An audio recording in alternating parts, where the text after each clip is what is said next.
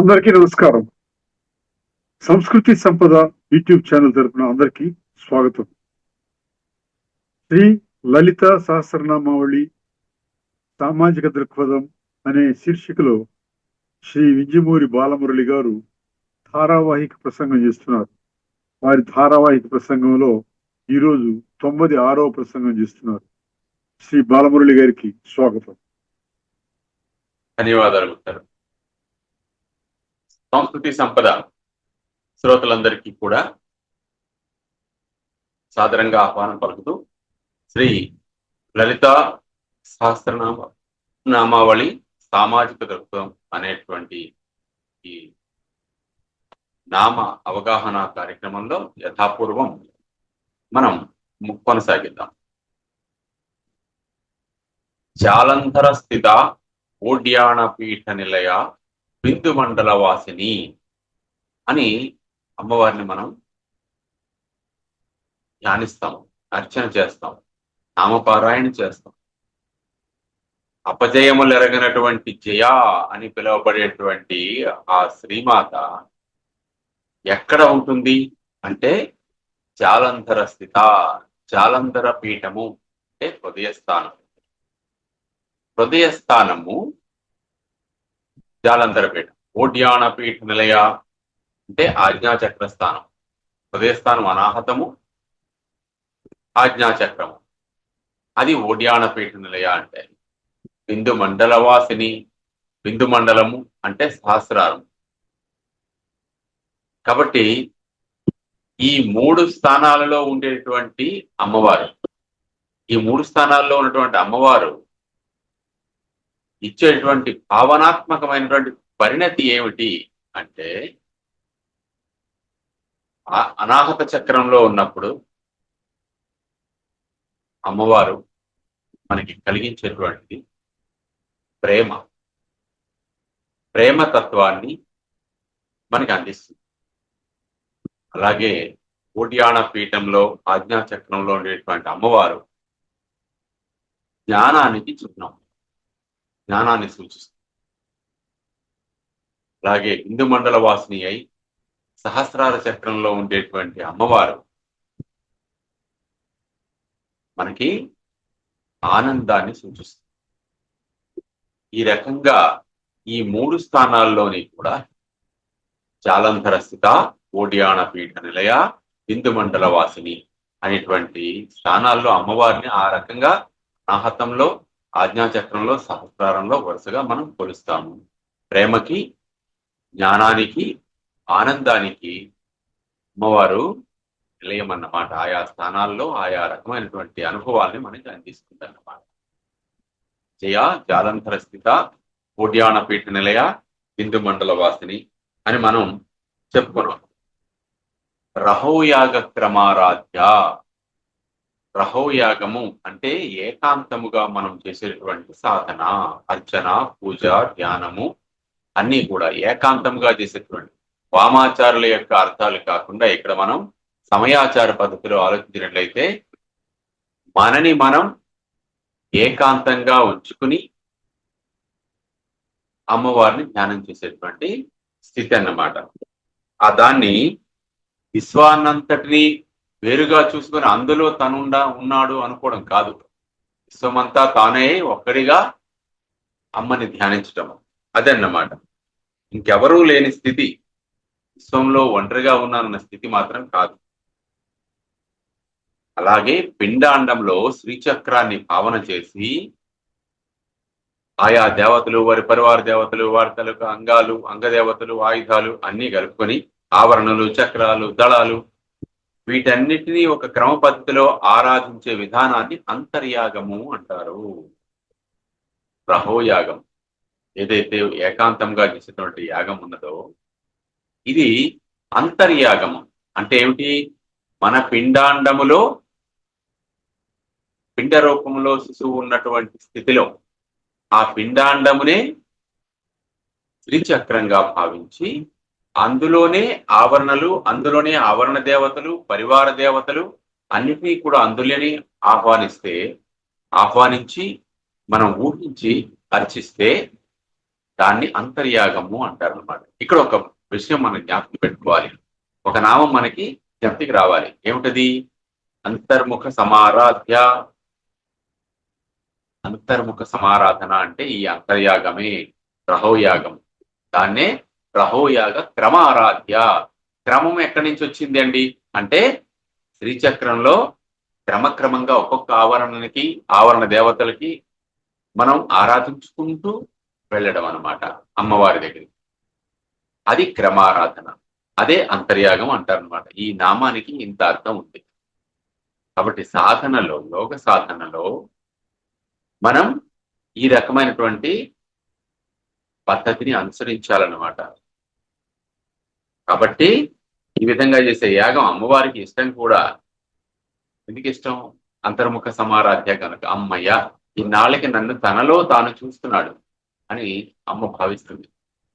అలాగే రహస్తర్పణ తర్పిత, ఏకాంతంగా మనం అర్పించేటటువంటి రహస్యంగా తర్పణచే తర్పిత అంటే తృప్తి చెందేటటువంటిది.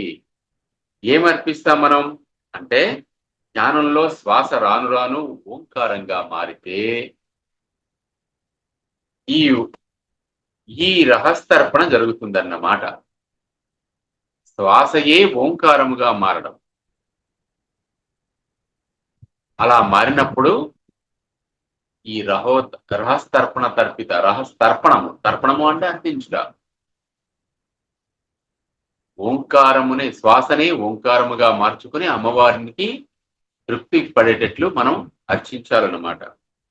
అందువల్ల శ్వాసలోని స్థితిలో, శ్వాసలో ఉశ్వాస నిశ్వాసాలని భార్యాభర్తలుగా కానీ మనం సంకేతించామనుకోండి. ఉశ్వాస నిశ్వాస, భర్త భార్య.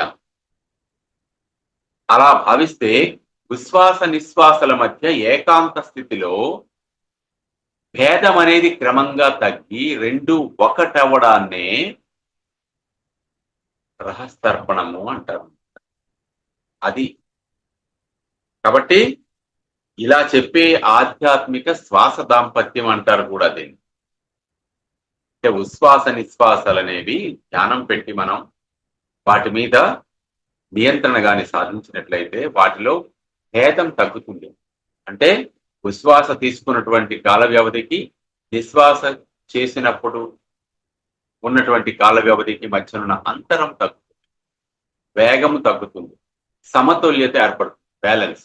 హంసల మధ్య సమతుల్యత ఏర్పడితే అదే నిర్మలమైనటువంటి కాసారం అవుతుందన్నమాట.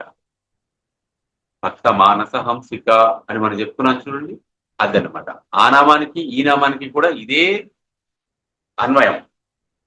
కాబట్టి చెప్పేవి నామాలు వేరు, ఆ నామాల్లో ఉండేటువంటి కనిపించే రూపాలు వేరు, కానీ చెప్పదలుచుకున్నటువంటి అంశం ఒక్కటే.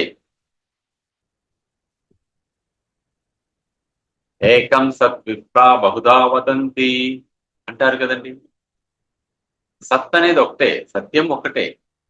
విప్రా బహుదా వదంతి, దానినే విప్రులు అనేక రకాలుగా వర్ణించారు. ఎవరెవరి యొక్క ఆలోచన పరిధికి అందేటట్లు, ఎవరెవరి సాధనకి, ఎవరెవరికి దర్శనానికి లభించినట్లు వారు వర్ణించారు. సాధన చేసేటప్పుడు అమ్మవారు అందరికీ ఒకే రూపంలో కనిపిస్తుందని ఏమీ లేదు. వారి వారి సాధనలు బట్టి, వారి వారి యొక్క ఆలోచన స్థితిని బట్టి, స్థాయిని బట్టి ఆయా రకాలుగా అమ్మవారు దర్శనమిస్తారు. ఏ రకమైనటువంటి దర్శనం పొందారో ఆ వ్యక్తి ఆ రకమైనటువంటి రూపాన్నే కదా వర్ణించేది. అలా వర్ణించబట్టే 1000 నామాలు వచ్చాయి అమ్మవారికి. నామ రూప గుణ వర్ణనలన్నీ, తత్వ వర్ణనలన్నీ కలుపుకుంటే 1000 నామాలు. కాబట్టి ఈ 1000 నామాలు రహస్తర్పణ మనకి ఉత్తమమైనది అని చెప్తాయన్నమాట. అంటే అంతర్ముఖ సమారాధన అనేది ముఖ్యము, బహిర్ముఖ సమారాధన అవసరము లేదు. ఎందుకంటే బహిర్ముఖ సుదుర్లభ, బయటికి కనిపించదు, అమ్మవారు దొరకదు అసలు. మైకులు పెట్టుకొని ఓహో అట్టహాసం చేసేసి ఆడంబరంగా చేసేటువంటి వ్యవహారాలు ఏవైతే ఉంటాయో వాటికి కేవలం పటాటోపమే తప్పించి, ఆర్భాటమే తప్పించి ప్రయోజనం అనేది తక్కువ అని గురువులు భావిస్తారు. అంచేత సౌందర్యలహరిలో శంకరాచార్యులు కూడా 9వ శ్లోకంలో చెప్పారు ఏమని, మహీ మూలాధారే సహార హసిత పత్య విహరసే అన్నారు. అంటే అర్థం లేని మూలాధార చక్రంలో కుండలిని శక్తిగా ఉన్నటువంటి అమ్మవారు సహస్రారంలో ఉన్నటువంటి శివుని చేరి రహస్యంగా విహరించటాన్ని సహార విహరసే, హరునితో కూడి, అంటే కుండలిని శక్తి జాగృతమై సహస్రార చక్రంలో ఐక్యం కావడం అన్నమాట. అది చాలా రహస్యంగా విహరిస్తుంది అమ్మవారు ఆ రకంగా. అందువల్లే రహో యాగక్రమారాధ్య రహస్తర్పణ తర్పిత, ఈ రకంగా రహస్యంగా ఏకాకి అయి తనని తాను ఎవరైతే ఆరాధిస్తారో అటువంటి భక్తులకు అమ్మవారు సద్య ప్రసాదిని. సద్య అంటే తక్షణము, ఎటువంటి విలంబన లేకుండా వెంటనే వరాన్ని అందిస్తుంది అన్నమాట, అనుగ్రహిస్తుంది. ప్రతిరోజు మనం రాత్రి నిద్రిస్తూ ఉంటాం కదండి. అందులో నిద్రించేటప్పుడు జీవ ప్రజ్ఞ సర్వేశ్వర పరమేశ్వర ప్రజ్ఞతో లీనమై తక్షణమే సుషుప్తి అనేటువంటి ఆనందాన్ని పొందుతుంది కదా. నిద్ర సుఖానుభూతి అంటాం మనం, దాన్ని సుషుప్తి అంటాం. అలా అర్థం చేసుకుంటే సద్య ప్రసాదిని, నిద్రలో సుషుప్తి ఆనందాన్ని మనకు అందించేది అని కూడా చెప్పుకోవచ్చు. అలాగే రహోయాగ క్రమారాధన చెందిన క్షణంలోనే అమ్మవారు అనుగ్రహాన్ని వెంటనే అందిస్తుంది. రహోయాగ క్రమంలో మనం చేసేటువంటి సాధన, ఆ రకంగా అర్చన వెంటనే మనకి సద్య ఫలాన్ని, సద్య ప్రసాదిని అంటే వెంటనే ఫలాన్ని, మన అనుగ్రహాన్ని అమ్మవారు మనకు అందిస్తుంది అన్నమాట. ఈ నామం దాన్ని తెలియజేస్తుంది. అటువంటి అమ్మవారు ఎటువంటిది అంటే, మళ్ళీ ఇక్కడ అమ్మవారి యొక్క తత్వాన్ని చెప్తున్నారు. విశ్వసాక్షిణి, సాక్షివర్జిత. ఈ రెండు నామాలు జనరల్ గా మనం గమనించినట్లయితే సాధారణ దృష్టిలో విశ్వసాక్షిని, విశ్వానికి, విశ్వ సృష్టికి సాక్షిగా ఉన్నటువంటి అమ్మవారు అని చెప్తున్నాం. సాక్షి వర్జిత, ఏ సాక్ష్యము లేనటువంటి ఆవిడే సాక్షిగా ఉండి ఈ విశ్వంలో ఉన్నటువంటి పంచకృత్యాలు, సృష్టి స్థితి లయ తిరోధాన అనుగ్రహ కార్యక్రమాలు నిర్వహించే అమ్మవారికి ఆమె సాక్షి, విశ్వసాక్షిని. ఆవిడికి ఇంకా సాక్షులు ఎవరుంటారండి? అందుకే సాక్షి వర్జిత. వేరే సాక్షులు అసలు అమ్మవారికి అవసరం లేదు. ఆమె చేసే పనికి సాక్షులు ఎందుకండి? ఎవరు ఉన్నారా? లేరు. కాబట్టి ఈ రెండు నామాలు కూడా అమ్మ యొక్క తత్వాన్ని తెలియజేస్తాయన్నమాట. తత్వాన్ని, రూపాన్ని, గుణాలని ఇవన్నీ కూడా మనకు అందజేసేటువంటి సర్వాలంకారయుక్తమైనటువంటి కూర్పు ఇది. కాబట్టి లలితా సహస్రనామం అంతటి గొప్ప నామావళి ఇంకొకటి లేదని మనకు చెప్తారు పెద్దలు. ఎందుకండి అంటే ఇది సర్వాలంకారములతో కూడినటువంటి కావ్యము లాంటిది. తనువకు శబ్దార్థంబులు ధ్వని జీవమలంక్రియా వితానము సొమ్ములు తనర గుణంబులు ఘన వృత్తులౌర కావ్యేందిరకు అంటారు కదా.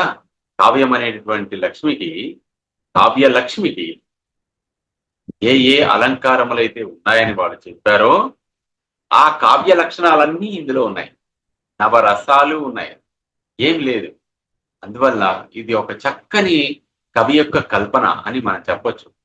సాక్షాత్తు వసిన్యాది వాగ్దేవతలను ముఖస్థమై అమ్మవారే చెప్పిస్తున్నటువంటి ఏవం శ్రీ లలిత నామ్నా సహస్రకం జగుహు అని చెప్తారు ఆఖరి వాక్యం సహస్రనామాల్లో.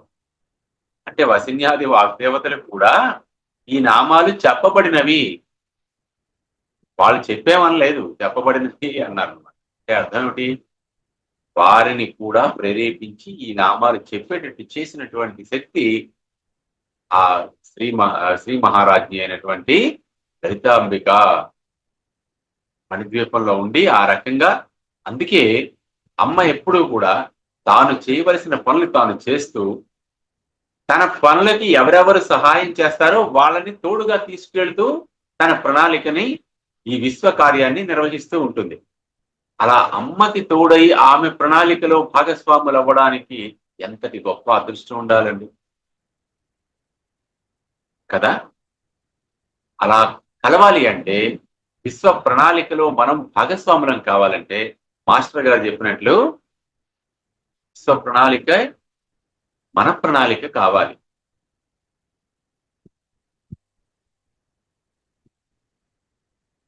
ఈ ప్రణాళిక నా ప్రణాళిక విశ్వ ప్రణాళిక అంటారు కదా మాస్టర్ ప్రేయర్లో. కాబట్టి నీ ప్రణాళికే విశ్వ ప్రణాళిక కావాలి, విశ్వ ప్రణాళికే నీ ప్రణాళికగా నీవు కూర్చుకోవాలి. అప్పుడు ఏమవుతుందంటే వసుధైక కుటుంబకం అనేటటువంటి వాక్యానికి సమ్యక్ అర్థం తెలుస్తుంది అనమాట. సరైనటువంటి అర్థం మనం గ్రహించిన వాళ్ళం అవుతాం. వసుధైక కుటుంబకం అందరూ కుటుంబీకులే అంటే పక్కవాడంటే మళ్ళీ మనకు పడదు మరో 2 నిమిషాలకి. మరి ఆ చెప్పిన మాటకి ఇక్కడ వ్యవహారానికి సంబంధం ఏమిటండి? లేదు కదా. కాబట్టి మనోవాక్కాయ కర్మలు ఏకీకృతం ఎక్కడవుతాయో అది సాధన. దానికోసమే సాధన. అసలు అవి ఏకీకృతం కావు గనకనే ఏకీకృతం చేయడానికి చేసేటువంటి ప్రయత్నం తీవ్రతరమైతే సాధన అంటారు. ఈ 2 పదాలేవో పెద్ద ఆధ్యాత్మికమైనటువంటి పదాలు అనేసుకోవద్దు. ప్రతిదానికి ఒక స్థాయి ఉంటుంది, ఒక పదానికి ఒక స్థాయి ఉంటుంది. కాబట్టి ప్రయత్నం చేస్తాం ఏదైనా ఒక పని చేయాలని. ప్రయత్నం తీవ్రంగా చేస్తే అది సాధన, దాన్నే సాధన అంటారు. సాధన చేస్తే సాధ్యం కానిది ఉండదు. అంటే ఏమిటి? ఏ ప్రయత్నమైనా సరే తీవ్రమైనటువంటి దృఢ సంకల్పంతో పట్టుదలతో కానీ చేసినట్లయితే అది సాధన అయి సత్ఫలితాన్ని ఇస్తుంది. అనుకున్న లక్ష్యం సాధ్యమవుతుంది. సాధన చేత సాధ్యం అనేది సిద్ధిస్తుంది. ఈ పదాలన్నీ ఏవో కవులు చెప్పినట్టు మ్యాజిక్ లా ఉందండి, పదాలతో గారడీ చేస్తున్నారని అనుకోవద్దు. ఏం చెప్తున్నామంటే చెప్పిన దాన్ని సరైన క్రమంలో అర్థం చేసుకోవడానికి ఉదాహరణలతో జోడించుకుంటూ చెప్పుకుంటాం అనమాట. మనం ఒక లక్ష్యాన్ని సాధించాలంటే ఒక ఐఏఎస్ అవ్వాలి, ఒక ఐపీఎస్ అవ్వాలి, లేదా ఇంకొక ఏదో ఉన్నతమైనటువంటి పదవి కోసం మనం పోటీ పరీక్షల్లో కూర్చోవాలి అనుకుంటే దానికోసం ఇలా అనుకుంటే అయిపోతుందండి. ఎంత సమయం వెచ్చించాలి, ఎంత శక్తిని వెచ్చించాలి, ఎంత చుట్టుపక్కల ఉన్నటువంటి పరిసరాల్లో ఉన్నటువంటి అవకాశాలని మనం అందిపుచ్చుకోవాలి, ఎన్ని అంగాలని ఎన్ని వస్తువుల్ని మనం సేకరించుకోవాలి, దానికి తగినటువంటి సరంజామా వస్తు సముదాయం సమకూర్చుకుని కదా ఓ పని చేయాలి. ఒక ఇల్లు కట్టాలి, ఎన్ని కావాలండి? కట్టడానికి వస్తువులు కావాలి, పరికరాలు కావాలి, కట్టే మనుషులు కావాలి, కట్టాలనేటువంటి సంకల్పం మన దగ్గర ఉండాలి. ఇన్ని నడవాలి అంటే వాటి వెనకాతల ధనం ఉండాలి, పెట్టుబడి. అది లేకపోతే మొత్తం పనే ఆగిపోతుంది. కాబట్టి ఒక ఇల్లు కట్టాలంటే ఎంత శ్రద్ధగా మనం ముందు ప్రణాళిక వేసి ప్లాన్ గీసి దానికి అయ్యేటువంటి వస్తు సముదాయం తాలూకా ఖర్చులు వేసుకొని దానికి తగినట్లు చక్కగా ప్లాన్ చేసుకొని చక్కగా కట్టేటటువంటి వాడిని ఎంచుకుని సరిగ్గా పని చేస్తున్నారా లేదా అని రాత్రి పగలు దాని వెనకాతల పడి వెంటపడి మనకు అవుతున్నదా లేదా, అనుకున్న రీతిగా నిర్మాణం జరుగుతున్నదా లేదా, ఇంత శ్రమిస్తే ఒక 3 నెలలకి, ఒక 6 నెలలకి, ఓ సంవత్సరానికి మరీ నెమ్మదిగా అయితే మీరు ఏ కళ అయితే కన్నారో అది సాకారం అవుతుంది. మరి అంత తీవ్రంగా చేసినటువంటి ప్రయత్నాన్ని కదండి సాధన అంటారు. అదే సాధన. మన కళని సాకారం చేసుకోవడానికి మనం చేసే ప్రయత్నమే సాధన. సాధన అంటే ఎవరో యోగ పురుషులు, సిద్ధ పురుషులు, సన్యాసులు చేసేటువంటి పని కాదు. అలా అనుకోవడం సరైన పద్ధతి కూడా కాదు, అవగాహన లేని తత్వం. సరైన అవగాహన ఏమిటి అంటే ఒక ఏదైనా పనిని మనం సాధించేటప్పుడు పట్టుదల, దీక్ష ఉండాలి, తత్పరత ఉండాలి. శ్రద్ధావాన్ లభతే జ్ఞానం తత్పర సంయుతేంద్రియ అంటారు శ్రీకృష్ణ పరమాత్మ భగవద్గీతలో. జ్ఞానం ఎవరికి వస్తుంది? శ్రద్ధావాన్ లభతే జ్ఞానం. శ్రద్ధ ఉన్నవాడికి జ్ఞానం లభిస్తుంది. ఒక్క శ్రద్ధ ఉంటే సరిపోతుందా అంటే కాదు కాదు. అక్కడ ఇంకొక ఈ మధ్యలో ఇంకొక క్లాస్ ఉంది. ఏమిటది? సంయుతేంద్రియ. ఇంద్రియములను ఏకాగ్రం చేయాలి. అప్పుడు అది సమ్యక్ ప్రయత్నము లేదా సాధన అంటారు. మామూలు బుద్ధిగా ఒక ఆలోచన చేసి బుద్ధితో మన పని మనం చేసుకెళ్ళిపోతున్నాం యాదృచ్ఛికంగా యాంత్రికంగా అంటే కాదు. సర్వేంద్రియాలని ఏకీకృతం చేసి మనో వాచ కర్మలని ఒక దగ్గర పెట్టి చేసేటటువంటి పని సాధన అంటారు. డెడికేటెడ్ వర్క్, తల్లీనత. అప్పుడే యాక్యురసీ అనేది వస్తుంది. ఫలితం అనేది మనం ఊహించిన దానికన్నా 10 రెట్లు ఎక్కువ వస్తుంది. అది 10 మందికి ఉపయోగపడే విధంగా ఉంటుంది. దాన్ని సాధన అంటారు. ఈ రకంగా చెప్పుకుంటే ఇంజనీర్లు, సైంటిస్టులు, పెద్ద పెద్ద విద్యావేత్తలు వీళ్ళందరూ చేసేది ఏమిటండి? సాధన కాక. మన పాలకులు చేస్తున్నది ఏమిటి? సాధనే కదా. సైనికులు బోర్డర్లో కాపలా కాస్తున్నప్పుడు చేసే పని కూడా సాధనే. శత్రువులు ఎవరు లోపలికి రాకుండా నిరంతరం తదీక దృష్టితో ఏకాగ్ర చిత్తంతో వాళ్ళు అక్కడ ఉండకపోతే ఏమాత్రం ఏమరపాటుగా ఉన్నా సరే అవతల శత్రువు దూరిపోతాడుగా లోపలికి, ప్రాణాలు పోతాయిగా. మరేమిటి సాధన అంటే? అదే సాధన. సో ప్రతి ఒక్కరు చేసే పని. డాక్టర్ ఆపరేషన్ చేస్తున్నాడంటే మొత్తం తన యొక్క కాన్సన్ట్రేషన్ అంతా, ఏకాగ్రత అంతా ఆ చేస్తున్న పని మీద కానీ లగ్నం కాకపోతే పేషెంట్ చనిపోడు. అదన్నమాట సాధన. సాధన అంటే ఎక్కడో చెట్టు కింద ముక్కు మూసుకొని చేసే తపస్సు అని కాదు అర్థం. మనం రోజు చేస్తున్నటువంటి పనులే. అంత ఎందుకండి, ఒక వంట వండాలి, అన్నం కూర తయారు చేయాలి అంటే ఏకాగ్రత ఉండాలి. ఒక్క క్షణం అట్నుంచి ఇటు బుర్ర తిప్పితే కూర మాడిపోతుంది. అంతే కదండి. లేదా వేయవలసిన పదార్థాల్లో ఎక్కువ తక్కువలు అయిపోతాయి.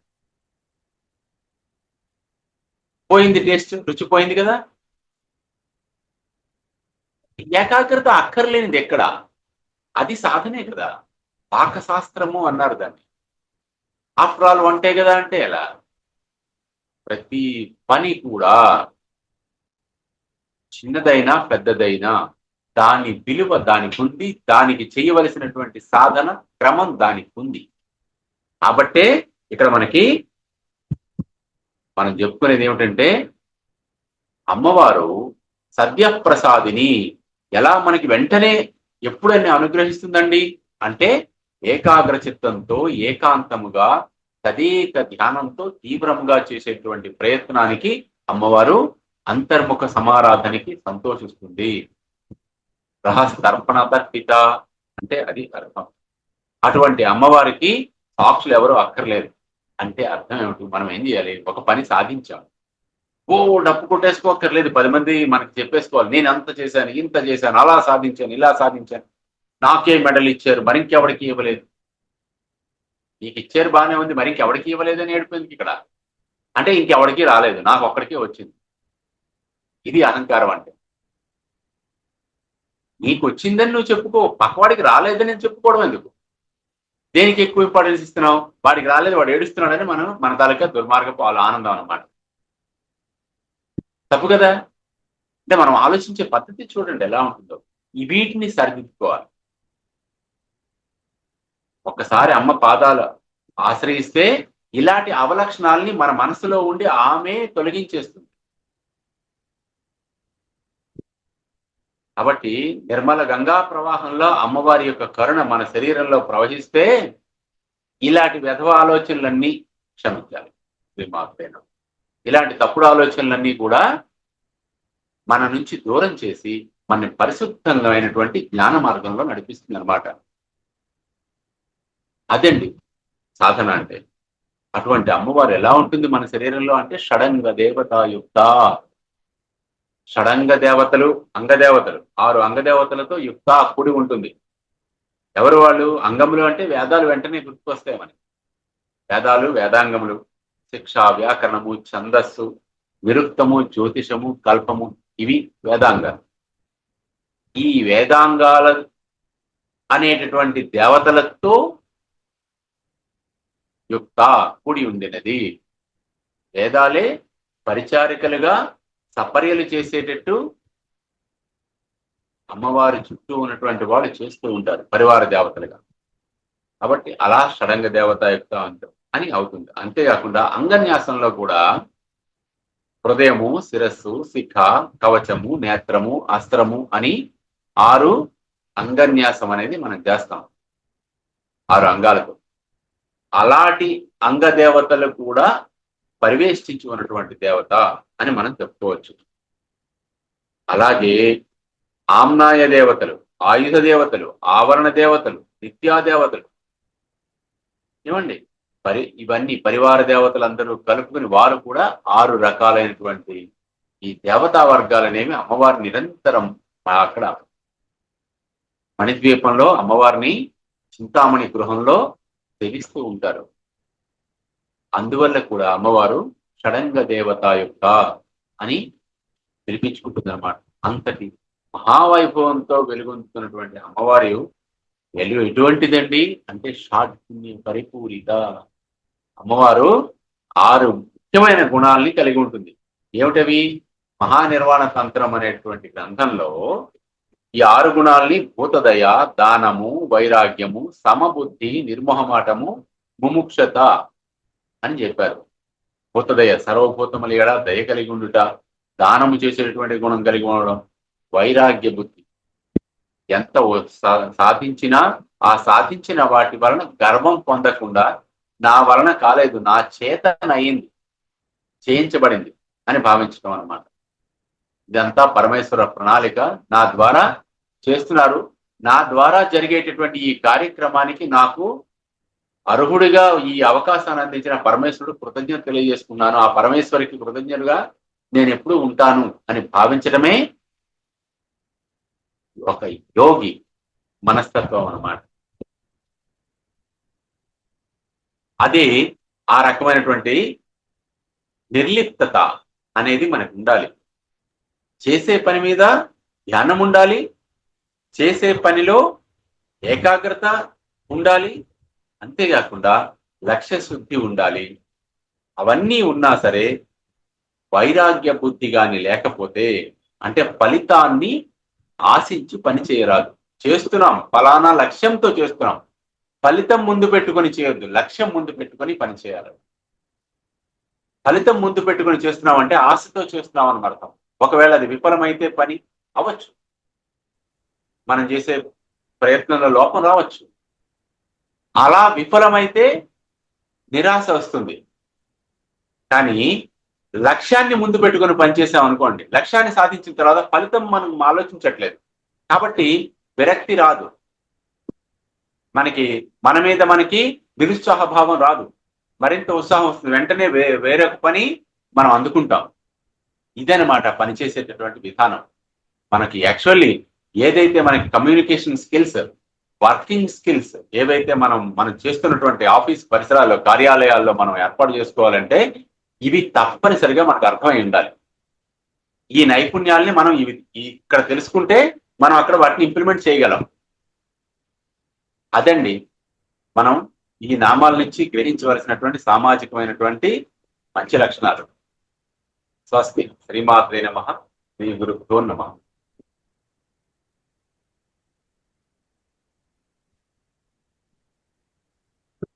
శ్రీ లలితా సహస్రనామావళి సామాజిక దృక్పథం శీర్షికలో ధారావాహిక ప్రసంగం చేసిన శ్రీ వింజమూరి బాలమురళి గారికి ధన్యవాదాలు. ధన్యవాదాలు.